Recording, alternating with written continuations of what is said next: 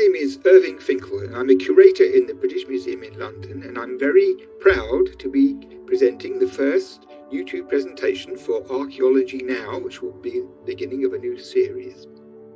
And for some time I've been writing a book called The First Ghosts.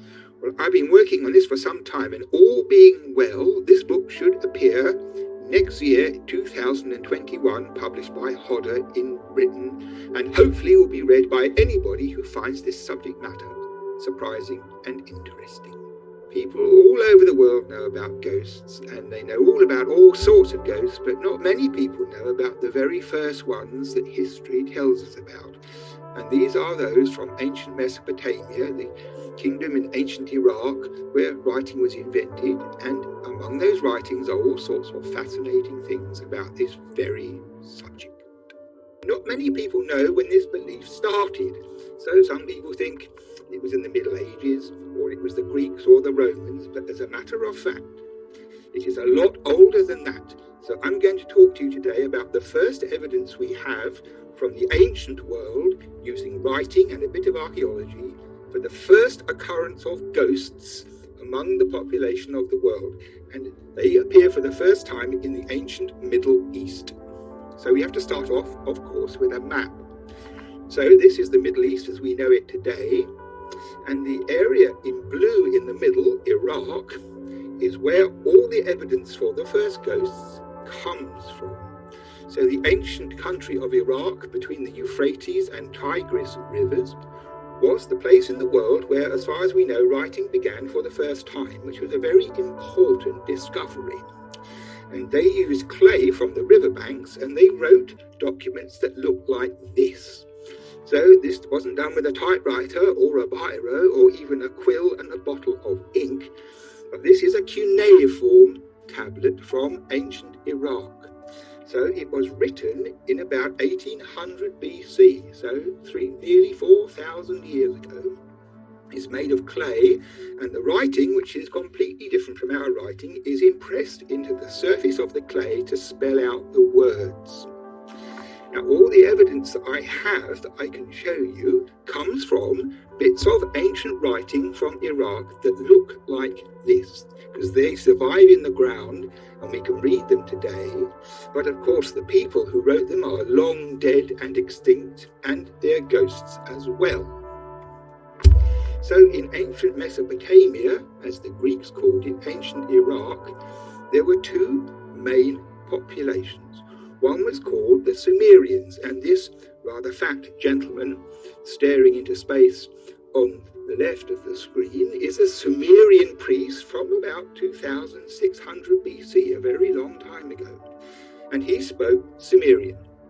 And next to him, the tall man with long hair and a beard writing a clay tablet like the one in the last picture is an Assyrian from the 7th century BC, so a long time afterwards, and he spoke Assyrian.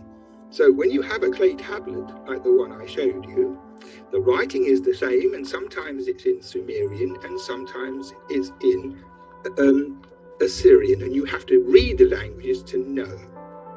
So I'm going to start you off with this lecture while you're all still awake and haven't gone to sleep with two of these cuneiform signs which we write, or which they wrote on pieces of clay, and what they look like. So the first thing is, the most important principle is that these ancient peoples, the Sumerians, the Babylonians, the Assyrians, who for 3,000 years lived in ancient Mesopotamia, before the Greeks, so to speak, they believed in gods, they believed in demons, and they believed in ghosts. All those three elements were an important part of their lives.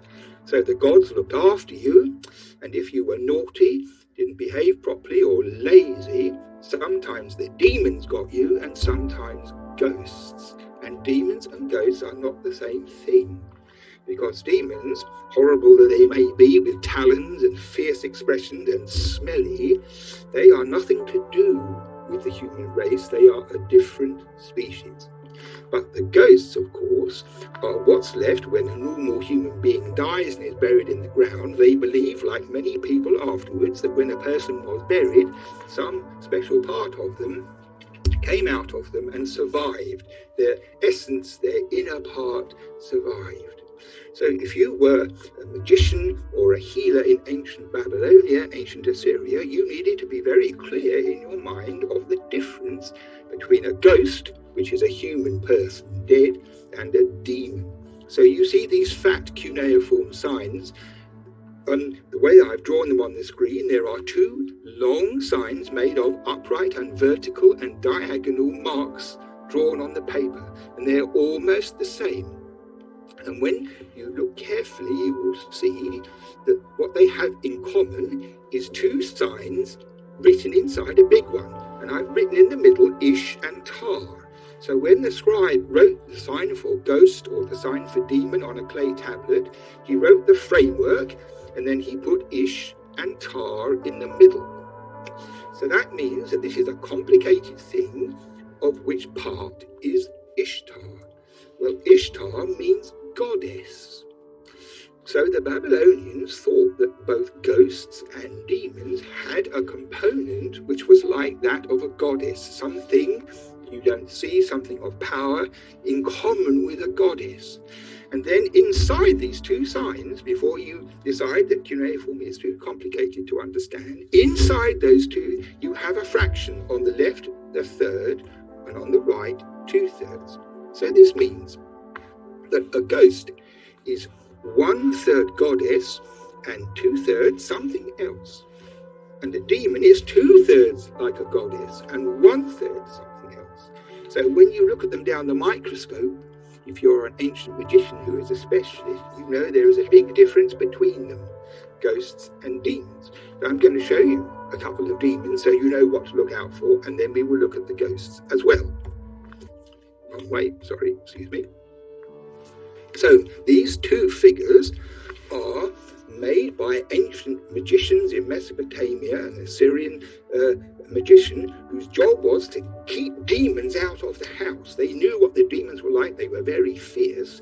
So a good technique was you made a little model out of bronze, casting it with liquid metal into a mold, and when it was hard, you took off the mold and out came this little figure, and you could bury it under the threshold, and you can see perhaps that this figure once had an axe or something in his hand, and this figure, which would look like a demon, was on our side and would banish the real demons, so that the demons would recognize this figure as one of them and do as they were told. And on the right you have this horrible lion-type figure peeping over the top and staring. This is another one of these figures from the murky world of demons. Sorry. So this, on the left you have a stone amulet. Because if you lived in a world where demons and ghosts were a daily problem, it was important to have defences against them that you could rely on so that you could go about your daily life without being afraid. Now, in ancient times, like in many parts of the world even today, when a woman was very pregnant and about to have a child, this was a risky time, because they didn't know about sterile materials and about cleanliness and hygiene in the way we do today, and many women suffered badly in childbirth and many of them died. So in the tradition in the villages and among the midwives and the wives and the mothers who dealt with childbirth, this fear that beset most people was dealt with by amulets. So here, this stone amulet shows a lion-headed demoness standing on a donkey, and she's holding snakes, and there are jackals and wolves at her breast, and this was a horrible demon called Lamashtu. And Lamashtu was the personification of the danger of childbirth. So the poets who wrote these magical spells described this Lamashtu going along the street, sniffing through the door hinges to see whether there might be a new baby inside, and they would go in and snatch it. And on the right, I put in this horrible picture, which is not really a Babylonian picture. It's a modern thing by a modern artist, but somehow it captures very much what the ancient Babylonians 4,000 years ago would have had in their own minds. Some horrible, ruthless creature that would prey on mothers and new children. So if you could afford it, you'd buy one of these amulets and hang it up on the wall, and then when the day came, you knew you would be safe and there'd be no more trouble. Now, the exorcists, the special priests in Mesopotamia who specialized in getting rid of ghosts like demons and ghosts, both of those things, they had all sorts of techniques, and making these little models was one of them. You find the same kind of thing in many parts of the world, but in this ancient culture, the idea was if you buried something in a special place, it would be a good protection for the premises. Now, once upon a time, some man wrote this piece of clay with instructions on for how to get rid of a particularly nasty demon. And this nasty demon was called any evil. Now, this is a funny thing in the history of the world, and it's worth thinking about. Because if you were a specialist in getting rid of evil spirits, what you had to do is you had magic words and magic rituals, and you had a list, and you said whether you are such and such a demon, or this demon, or that demon, or another demon, all the names would be there, like in a telephone list. I know who you are. You can't escape. I've got your name. And many spells are like this. So whether you are such and such a demon or such and such a demon, we know who you are. And sometimes the clever scribe, at the end of the list, which might be 15 or 20 names, sometimes finished off by saying, or any other demon, because they didn't want one of them to escape if the demon's name happened not to be mentioned. So if you have a catch or any other demon, then whatever happens, you've got the one you're after. So this is from a magician teaching his pupils what to make in terms of figurines. And this magic is against a demon called any evil, because after a time, it moved from being a kind of legal thing at the end to finish off the list to becoming a demon in its own right. So any evil became a definable figure that they would know who they were. Any evil was like any other actual demon walking about. And this magician had to make a picture of any evil so they could use it as a model to make this device to repel the evil. So imagine you're sitting down and someone says, can you do a drawing of any evil? Very complicated. You could do a drawing of something evil, or you could take the word evil and do snakes round it and make a pattern. But to draw any evil is impossible because it's an abstraction. And in Mesopotamia, they were able to visualize what this any evil looked like. So he had a long skirt, you can see in a headdress, and arms up in the air holding something. It's a bit damaged. But is that not an interesting thing, that you could draw anything you wanted, even any evil? And once upon a time, there was a horrible film in the cinemas of England and America called The Exorcist. If you've never seen that film, never go and see it, because grown men were reduced to horrible piles of jelly and women screamed and fainted and had to be carried out on stretchers. And the thing I want to tell you about it is, you may think this is a piece of ghastly Hollywood nonsense. It is. But in the film, you see this little bronze head up at the top of the screen. That is an Assyrian magical figurine. And the demon there is called Pazuzu. This character is called Pazuzu.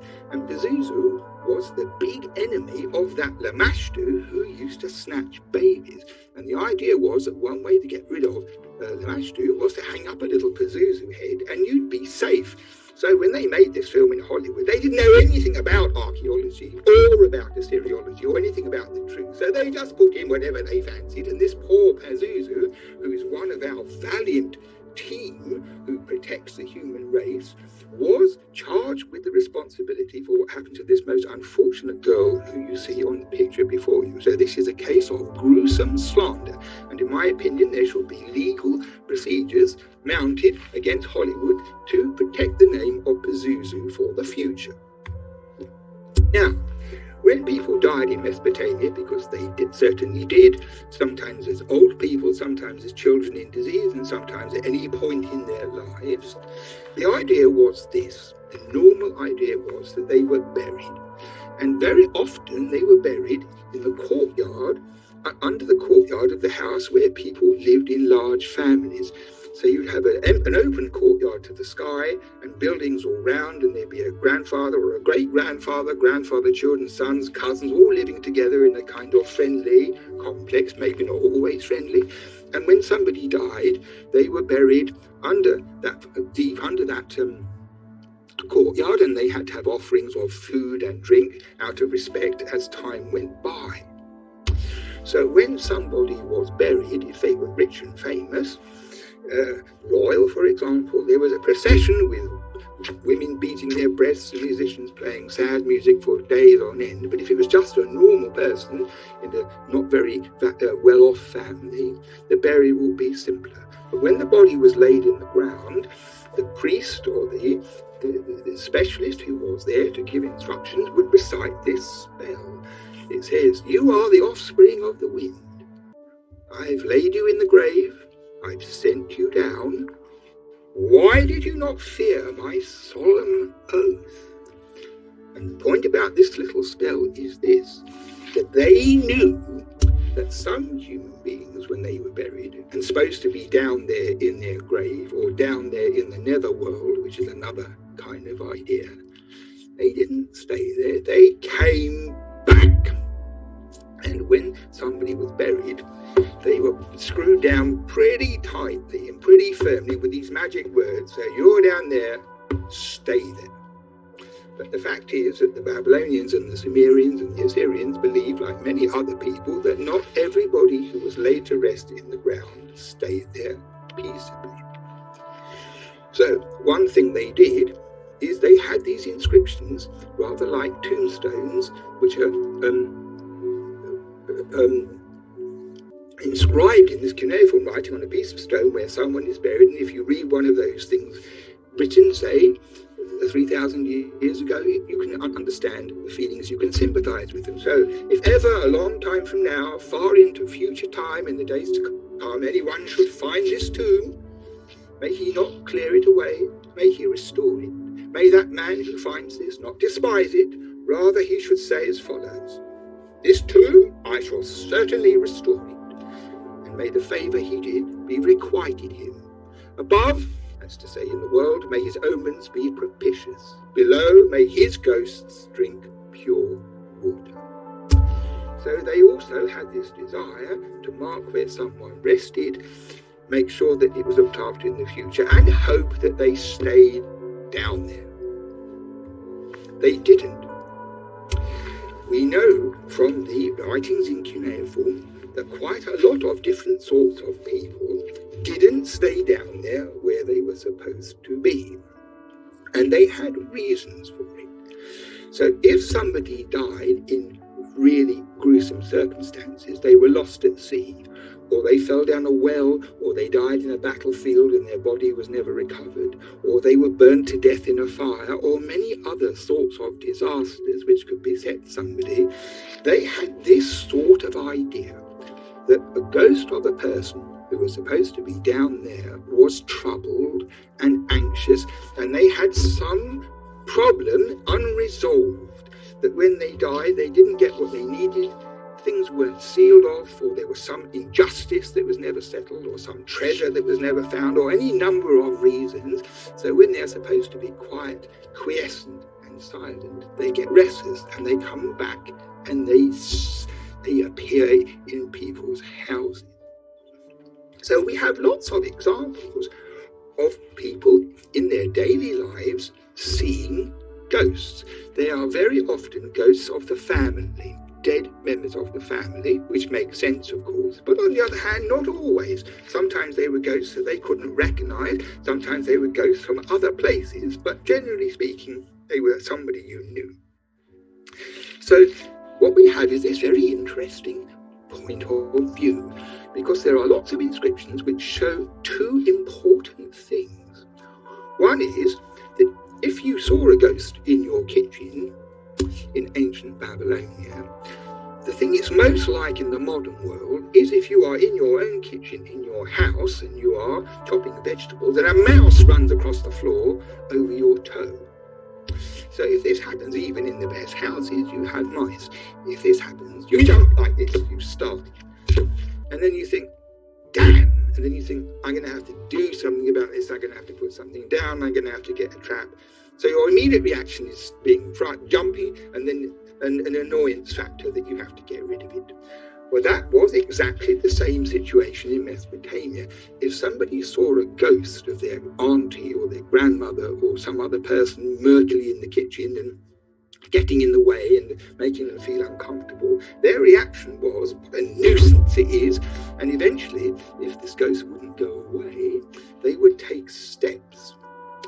But built into this matter, and this is the most important thing about the whole of this subject, the most important thing about it is that everybody in that culture, for 3,000 years at least, commoners and taxi drivers and soldiers and acrobats and kings and politicians and all the people in the kingdom, everybody took ghosts for granted. That is to say, it wasn't a culture in which some sensitive people or jumpy, nervous people thought they saw ghosts and everybody else thought they were imagining it, or they were hysterical, or they were making it up. This never happened. It was part of daily life. And the reason I can say this with such authority is this, that all the inscriptions we have, whether they are official ones or informal ones or letters or any window we get on these people, you can see that that is the case. So nobody at a bus stop said, you know, my neighbour said she saw a ghost in the garden. She's so credulous, she must be stupid to believe all that nonsense. Nobody had that conversation. And this is proved by these little bits of clay in front of you with this funny writing on them. Because they are made by taking some clay, making a hole through the middle for it to go on a string, and then writing on top the words. And this is how it works. It says, this is a spell of the great god Marduk. Why do you keep coming and annoying me? That's what it says in this Babylonian writing. Why do you keep coming and annoying me? So this is a very simple little device. So someone who's got this haunting in the house and is really fed up with it, really bored and everything like that, so what do? They go down to the souk, to the market, and they go to a specialist who deals with this kind of thing. And he said, well, how many times have you seen this ghost? What I suggest is, we'll make you this simple amulet. Why do you keep getting on my nerves? Put this round your neck. Try this for a week. And if that doesn't happen, we can do something more costly and more courageous. So these humble things that look like something in a bowl of nuts are fantastically informative about people's real thinking, say, in this case, in about 500 BC. It's a totally matter of fact, simple way of dealing with a problem that everybody experienced at one time or another. If you were wealthy or self-important, or you knew somebody, you might have an amulet made of a very, very precious material. Now, this thing on the left, which I've tried to illuminate so you can see, is made of volcanic glass. It's called obsidian. And it was very costly in ancient Iraq because it had to be imported from elsewhere. So merchants traded in it, and it was all expensive. And this has been written in very, very fancy writing with 4 magic words. Zizig, Nuadesh, Sagish, Luabdash. Those 4 words are not in the Sumerian language, like the priest at the beginning, or the Assyrian language, like the guy with the beard. This is another language altogether. And in fact, it is what we would call Mumbo Jumbo. So in other words, the people who wrote the inscription, the people who paid for it and wore it, and the ghosts or demons, in this case ghosts, who saw the inscription, didn't know what it meant, but they knew it was jolly powerful. So this is a real magic kind of thing. I'm going to show you something else. Under this title, Mumbo Jumbo, which is what we use in English to mean something in a funny language, we don't know what it means, but it might be rather important. It might have magical power. And this is something which existed among these people 3,000 years ago, which is absolutely identical. And I like this kind of thing because it shows that all these characters that we see in museums with their objects and their sculptures and their pottery and their swords and everything, they may look different, they may have different gods, they may have different beliefs and all that, but underneath, the way their minds work are like the way our minds work today. So you see this, number 1, 2, 3, and 4. These are 4 different other amulets. So I just put the words down because I want you to see these words and you'll see what I mean. Number 1 has Mumbo Jumbo. This is all to get rid of ghosts again. Number 1 says, Sentilach, Numelach, Nudlach, Sidlach. So nobody knew what that meant, but it sounded good. It sounded like clearing your throat, spitting, something like that. And any ghost who was hanging around being dangerous would be frightened and go away. The next amulet, written somewhere else, has Zibshilach, Numelach, Shittilach, Guchlach. So similar, some bits the same, some not. The third one has Zibshilach, Numelach, but Chatilach and Guchlach.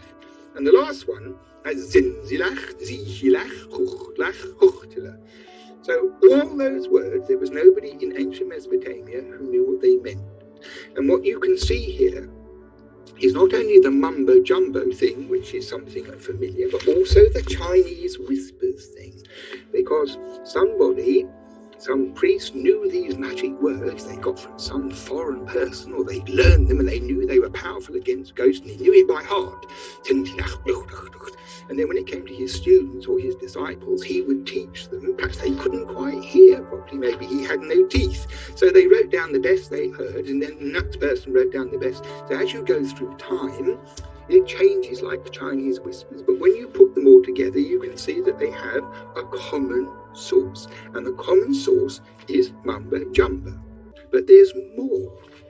Because in America, I think it's in Yale University, they have a cuneiform tablet, a small little thing like the size of a box of matches with writing in Sumerian on it, and it tells us this, that an Elamite dog warden called Zimzilach, who lived in the city of Drahem in southern Iraq, was issued a dead horse or donkey on day 4, month 7 in 2042 BC. So that might strike you as a rather unimportant piece of information. Who cares, you might say. This was in 2042 BC, but what do we learn? We learn that on the staff of the temple, there was a man in charge of the dogs who was an Elamite. Now, Elam is the ancient name for Iran, modern Iran, and there's a kind of hunting mastiff which to this day is found in Iran and not in Iraq, which was very ferocious guard dog, never let go with its jaws, could run like the wind, very, very dangerous. And the people in charge of the temple complexes in Iraq, they wanted dogs like this, so they imported them over the border from ancient Iran, but the only people who could look after these dogs safely were their Elamite handlers, so they had to come with. So they brought the dogs and their handlers, and they were on the payroll. This already is quite interesting in 2042 BC, but the most interesting thing is that this Elamite from Iran was called Zimzilach. So Zimzilach is an Elamite name and a real person. So when we have this Zibshilach, Zimzilach and all this stuff in the Mumbo Jumbo amulets, what does that tell us? It tells us this, that one of these records, sometimes they were big records with all the monthly things on, covering the Elamite dog wardens, that there must have been an old tablet with a list of these guys' names and their rations from about 2400 BC. Not only Zimzilach, but his colleagues. And then much later on, when people were digging a trench or excavating a road or something on one of the sites, they came down on an earlier time and some inscriptions from, say, 1,000 years older, and they read off these names, Zimzilach and the other people. They have no idea what it was. How bizarre is that? What does that mean? And before long, those names passed into the special case of Mumbo Jumbo words, which for the next millennium, for the next 1,000 years, were carved on amulets and written on tablets by magicians who were very aware of the importance and secrecy of their material, and they didn't tell everybody about it.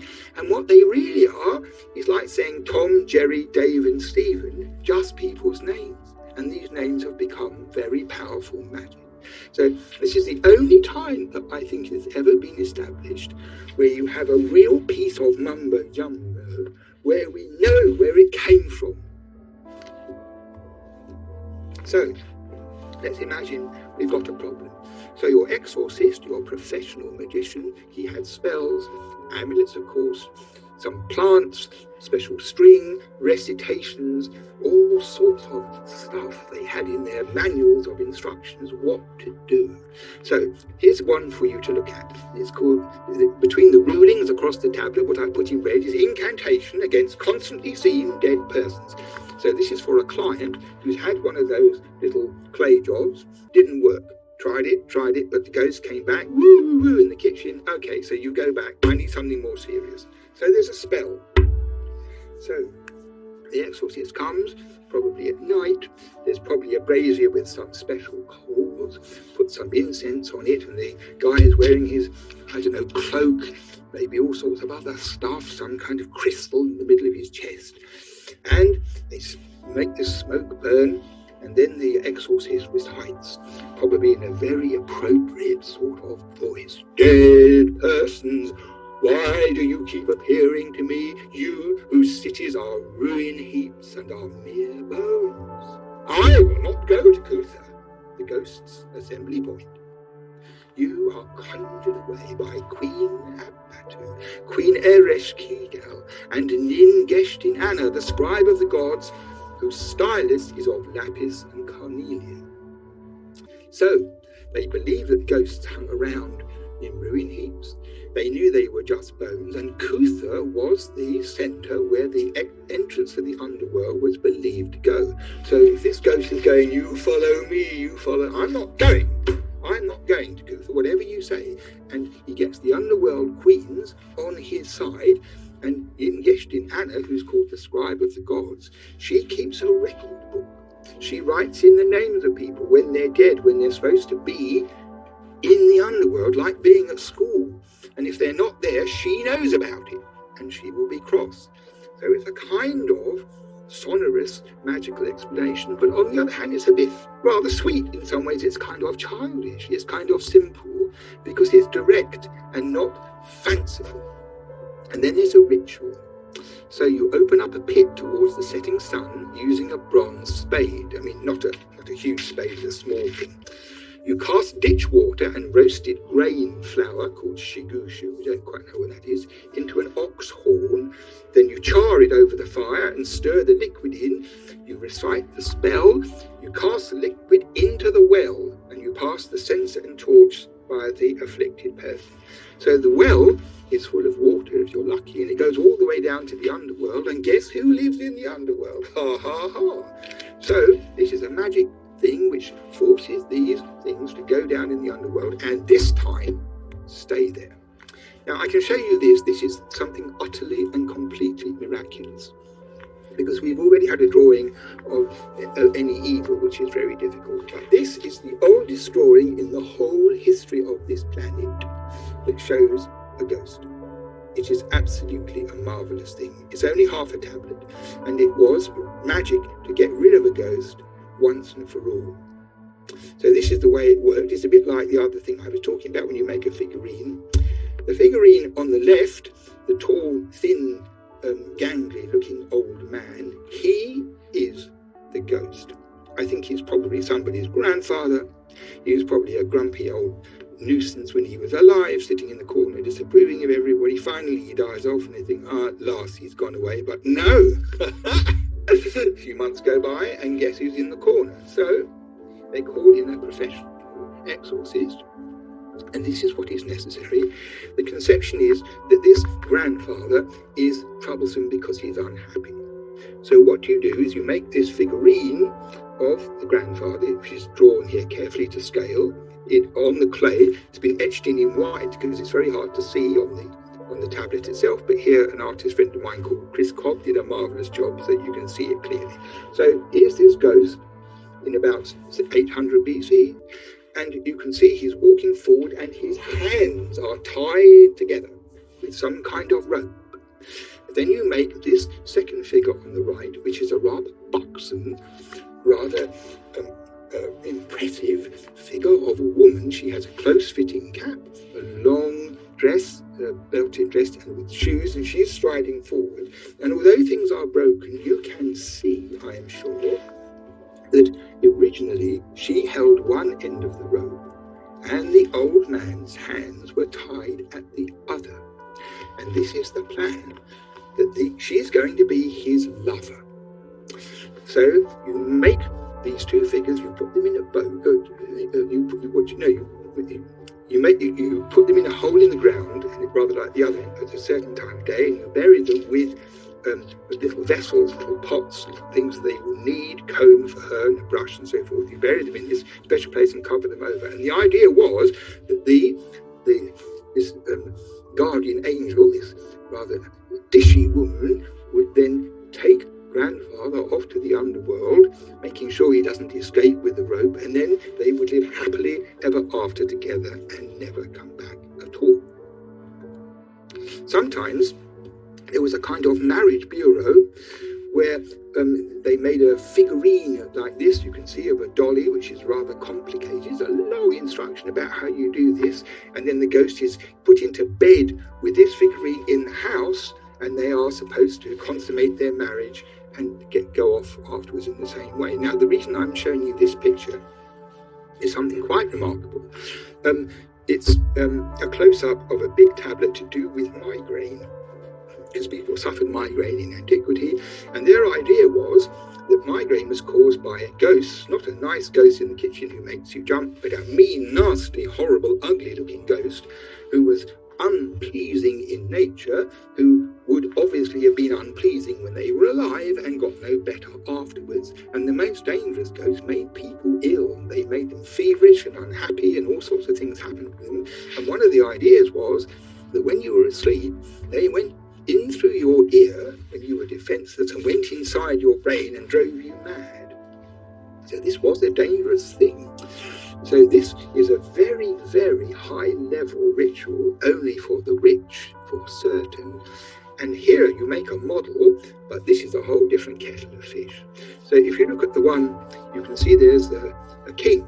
He's got a beard, he's got a curved crown on his head, and you can see his two arms are stretched out in front of them. His left arm is holding a flail, like a kind of series of strings for hitting something, and the right hand is supporting a long pole with rings round it. It's broken, of course. You can see there are holes all over the place, and there are probably more bits of it in the museum, but I've looked for years to fill in these gaps. Maybe one day we'll find a bit more. But if you look in the middle of that picture, you can see the back of the throne on which he's seated. So at the bottom fragment, there are the feet of the seat. So the bit where his back and bum and knees and legs, they're all gone. But you can see he was sitting on a throne as a king with these royal things. And down the back of the throne, in this funny cuneiform writing, they tell us his name is Abak-Nanaya. So we know who he is. And there is another character drawn with him. So if you look at the other picture, you can perhaps see a figure with bobbed hair over the top with curly cues, and the figure is standing with both his hands stretched out. The middle body is missing, but you can see the two hands outstretched, and it's on a kind of pole. So it's mounted on top of a pole. So it explains in this tablet, it must have been a very, very costly operation, that these things are made and dressed and all the details reproduced, and these two figures are set up together at the head of the bed of some high exalted person who is vulnerable to this kind of attack in the night. So this great king, who's possessed of magical power, will sit there looking threatening, and the ghosts who might pick on this person decide perhaps better or not, we better be safer, maybe to go somewhere else. And there's this other thing too, And we know from the text what it is, because the figure was mounted on a pole, and the patient or the nurse who was sitting up with them through the night, it rotated on the pole. So the exorcist would flick one of the arms and it would spin round like that, and it would frighten off the ghosts that might be hovering with an evil plan at the back of their mind. So it's rather like a scarecrow, a modern scarecrow in a field on a miniature scale.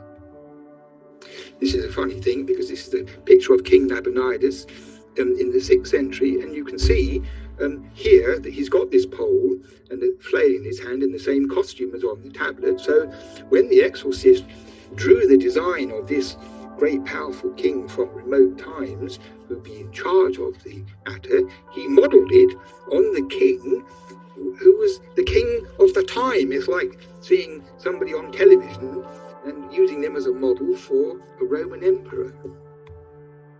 So the underworld, I just have to show you this. This is the Queen of the Night. It's called the Queen of the Night. I think it is this Ereshkigal, who was the queen mentioned with Abatu and the other one in the previous spell. This is definitely an underworld goddess. She has a crown, a very special horned crown. She's holding these two symbols in her arms. She's winged, and you can see she's got feathered feet, and she has lions attending her, and owls. And this is not only an underworld goddess, I'm quite sure that this really shows us what Ereshkigal looked like. And she was queen in the underworld, like Inanna was queen on the world, and they were sisters. And she lived in the dark, and she supervised everything and kept all the spirits who were down there for ages and ages and ages under control. So this tablet here is called The Descent of Ishtar. And it's a rather interesting, exciting story when you're a student and you have to read it. Because what happens is this goddess Ishtar, who's the goddess of love and sex and all those interesting things, and the most beautiful thing ever created in the history of the world, her lover, Dumuzi, is down there in the underworld, and she has to go down and rescue him. And that's not so easy, because it's described in this inscription that when you go down to the underworld, there are 7 gates. And the Ereshkigal, the queen, who hears that Inanna's coming, Ishtar is coming, and is not very keen, so she takes the gatekeeper aside and says, each time she goes through one of the gates, she has to take off a piece of her clothing. So when she's done this, I've done this wiggly diagram, there's a ziggurat at the top and a notice saying there's the gate of the underworld, and this is only a joke cartoon done by me for fun, but it gives you an idea of this route. And by the time she got down to the 7th gate, she was stark naked. So when you're a young student reading Assyriology in class with your august and dry professor, you have to sit there very somberly explaining how this goddess takes off one item of clothing after another until there is nothing left.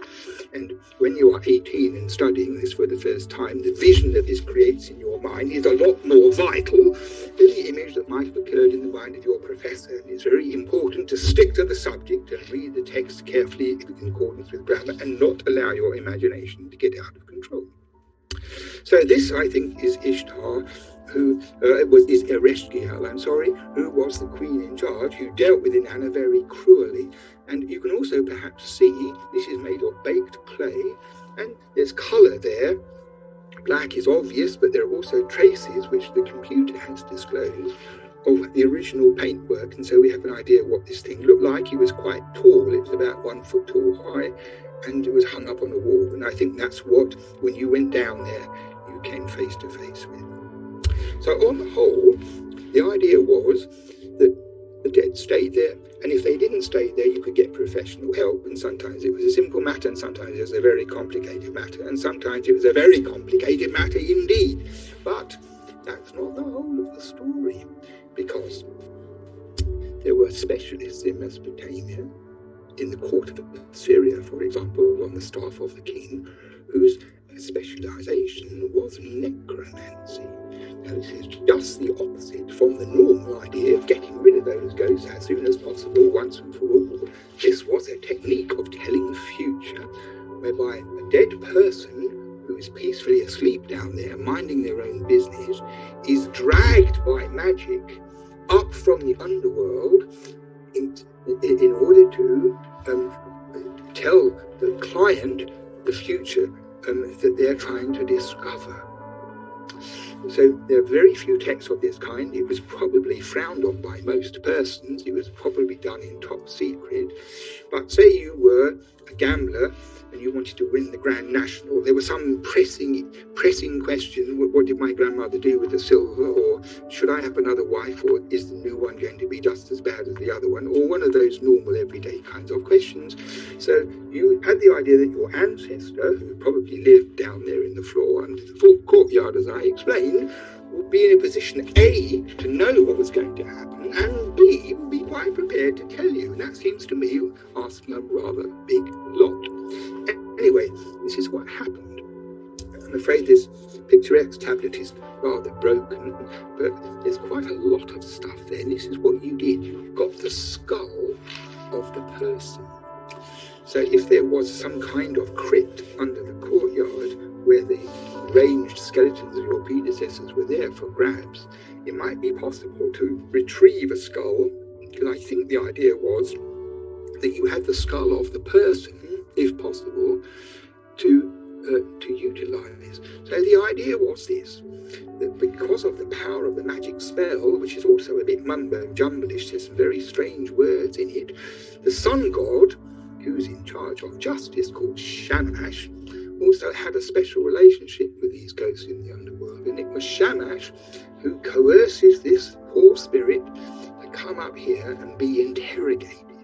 And what they do is they take the skull, and there's a funny oily mixture with all sorts of things like lizard bile and kind of stuff that, which is of Macbeth kind of material, odious things all mixed together, and they are rubbed into this skull, and then it says, ghosts, come up from the underworld and answer what I ask you, and give me a truthful answer. And what happens is that the skull that's drawing what the thing looks like. So, sorry, I should have said, this is the clay tablet, and when we publish a thing like this, you have to make a line drawing of the inscription and show, this is the other side, what the drawing does is to allow a scholar who wants to read the inscription sometimes to read it more comfortably than with a photograph, but sometimes both are there. Anyway, this is the point. You have the skull, and it's there, and the spirit comes up and goes into the skull, and whatever you ask it, it tells you. So you can imagine this, perhaps, in a world where ghosts were believed in entirely, and some pressing matter required. Under dead of night, this activity, again with plenty of mystic stuff going on to create the atmosphere, and there's this skull on the table, and everybody's waiting nervously and everything, probably even the exorcist. And if, when this was all going fine, up came the ghosts, and then the voice came out, and they'd all jump out of their skin. It's a rather marvellous thing, but we know they did this. There was a time when Ashurbanipal, who was going to become king of the entire universe as king of Assyria, when his grandmother died, he wanted to know whether he would become king or not, and he got a practitioner in the basement of the palace to practice necromancy, to bring his dead grandmother back to ask her. So this is no fanciful stuff, this is what they do. So I'm writing this book called The First Ghost. I've tried to get all the stuff I can find. There's lots more than I could cram into this lecture. This is the tip of the iceberg, but it's all very marvellous. But what is so fascinating to me is that, having worked on this for so long, it seems to me that the belief system which these Mesopotamians shared about the restless ghosts, and how you could make them happy and you could send them back, and why they do come back, and living with them side by side, and there's a kind of real matter-of-factness about it, and it's the beginning of the tradition about ghosts, which has never gone away. In many parts of the world, people still have this kind of attitude. Many people in very complex and sophisticated urban cities have the same idea about ghosts coming back, and what it means and what you can do with them, whether you can communicate them and how to get rid of them. It's a very, very widespread matter, and in my opinion, it's probably one of the salient features about being a human being, that from the beginning of time, this has been part of the world. If you've read your Bible, of course, you'll know about the witch of Endor.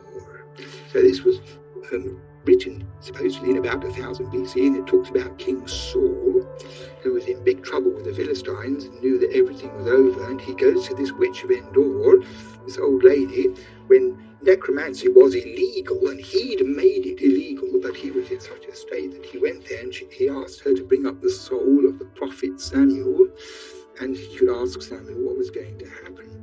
Now, the thing is, when you read this in the Bible, people gloss over it as a story or as a metaphor or just something in the Bible. But when you know about what was going on in ancient Mesopotamia, not to mention Greece and Rome and Egypt, when you know about the belief systems in the world all around that, you can see that this is not by any means a metaphor or a piece of literary creation, but a day-to-day normal description of something that everybody did. So I have the idea that this is something which is here to stay. So when you read about ghosts or talk about ghosts at a dinner party, if you bring up the subject, people look at one another and say, here we go, this guy should be certified. Well, I've never seen a ghost, so I have a very broad mind about it. I don't say one thing or the other, but I do know that a very large number of people in the world think they have seen a ghost. So you have two phenomena. You have very early skeletons, that's to say, of Neanderthals and very early Homo sapiens skeletons which have been excavated. Sometimes, when the body has been laid in the ground in a prepared position, there are things put in the grave to go with the dead person.